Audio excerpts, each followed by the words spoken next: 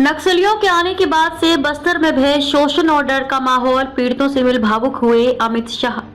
दिल्ली के किसी चौक चौराहे पर बिना हेलमेट बाइक चलाने पर तुरंत चालान कट जाता है। फोन पर इसका मैसेज भी पहुंच जाता है। कानून व्यवस्था को लेकर तमाम इंतजाम है, लेकिन देश में ऐसी जगह भी है जहां दिन दहाड़े लोगों को गोली मार दी जाती है, बम फोड़े जाते हैं। विकास चाहने वालों की तब तक पिटाई की जाती है जब तक कि उनका दम न निकल जाए। ये सब कुछ छत्तीसगढ़ के बस्तर संभाग के रहने वाले 4 दशक से झेल रहे हैं। जंतर मंतर पर मौन प्रदर्शन और केंद्रीय गृह मंत्री अमित शाह से मुलाकात के बाद अपनी पीड़ा देशवासियों को बताने के लिए शुक्रवार को बस्तरवासी जेएनयू परिसर पहुंचे। विद्यार्थियों और शिक्षकों के साथ आप बीती साझा की और आने वाली पीढ़ियों के लिए न्याय की मांग की। बस्तर शांति समिति के सदस्य ने सुनाई आप बीती। बस्तर शांति समिति के सदस्य माघू राम कावड़े ने कहा कि 40 साल पहले जहां ढोल और मांदर की थाप सुनाई देती थी, खुशहाली थी, वहां नक्सलियों के आने के बाद भय, शोषण और डर का माहौल है। जयराम दास ने कहा कि बस्तर संभाग में आदिवासी भाई बहन सदियों से अपनी संस्कृति और परंपरा के साथ रहते आए हैं। 4 दशक पहले तेलंगाना से माओवादी आए, संस्कृति को नष्ट करने लगे, देवी देवताओं को मानने पर पाबंदी लगाई, देवगुड़ी जाने से भी रोकते हैं, मार्क्स लेनिन और माओ को मानने का निर्देश देते हैं। आगे बताया कि बच्चों के लिए स्कूल नहीं है, महिलाओं के लिए अस्पताल नहीं है, रास्ते पर चलते हुए कहीं भी आईईडी फट जाते हैं, जंगल से लकड़ी लाने में भी डर लगता है, रात को सोते समय किसी को भी नक्सली उठा लेते हैं, बाप को बेटों के सामने और बेटों को बाप के सामने गोली मार देते हैं। माओवाद का समर्थन करने वाले कथित बुद्धिजीवियों से पूछना है कि उन्हें बस्तर वासियों की तकलीफ क्यों नजर नहीं आई। विद्यार्थियों ने नक्सल पीड़ितों से सीधा संवाद किया। इस अवसर पर लेखक व बस्तर शांति समिति के सदस्य राजीव रंजन, एबीवीपी जेएनयू अध्यक्ष राजेश्वर, सचिव शिखा स्वराज आदि लोग उपस्थित रहे। मां के सामने बेटों को मारी गोली, पेट चीर डाला।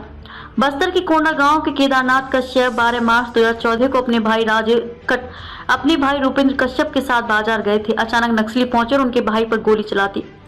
2 गोली सीने में लगी और तीसरी कोहनी को चीरते हुए केदारनाथ की जांघ में जा लगी। दोनों भाई अलग अलग दिशा में भागे। उनके भाई कुछ दूर जाकर गिर पड़े। नक्सलियों ने फिर 3 गोली मारी। सांस चलती देख चाकू से अंतड़ियां बाहर निकाल दी। मां राधा कश्यप बेटे के जीवन की भीख मांगती रही, लेकिन नक्सलियों को रहम नहीं आई। कमाकर लौटा तो ब्लास्ट में खो दिए पांव। बीजापुर के गुड्डू लेखाम अभी 18 साल का है। पढ़ाई छोड़ कमाने के लिए आंध्र प्रदेश चला गया। बीते 11 मार्च को गांव लौटा। दोस्त आईतोड़ पोयम के साथ मारनार बीच घूमने जा रहा था कि नक्सलियों की बिछाई आईईडी पर पांव पड़ गया। जोरदार धमाके में दोनों बुरी तरह घायल हो गए। हॉस्पिटल में होश आया तो दाहिना पांव नहीं था। बस्तर से आए नक्सल पीड़ितों से मिल भावुक हुए अमित शाह। बस्तर के नक्सल पीड़ितों की व्यथा सुनकर गृह व सहकारिता मंत्री अमित शाह भावुक हो गए। सोशल मीडिया एक्स पर नक्सल पीड़ितों का दर्द बयान करने वाली डॉक्यूमेंट्री सुनो नक्सली हमारी बात को साझा करते हुए शाह ने कहा कि नक्सल प्रभावित क्षेत्रों के हशा के शिकार इन लोगों के जख्म नक्सलवाद की अमानवीयता और क्रूरता के जीवन प्रतीक है। नक्सलियों से पीड़ित लोगों की मानवाधिकार अब तक किसी को नहीं दिखा। नक्सलवाद को विध्वंस और हिंसा एकमात्र विचारधारा बताते हुए उन्होंने 31 मार्च 2026 तक इसे पूरी तरह खत्म करने की प्रतिबद्धता दोहराई। अपने आवास पर बस्तर से आए नक्सल पीड़ितों से मिलते हुए अमित शाह ने कहा कि हथियार लेकर चलने वाले और निर्दोष लोगों की जान लेने वाले नक्सलियों के मानवाधिकार की चर्चा तो बहुत हुई, लेकिन नक्सलियों से पीड़ित लोगों के मानवाधिकार अब तक किसी को नहीं दिखा। उनके अनुसार बस्तर के नक्सल पीड़ितों की आप बीती मानवाधिकार की बात करने वालों की आंख और कान खोलने का काम करेगा।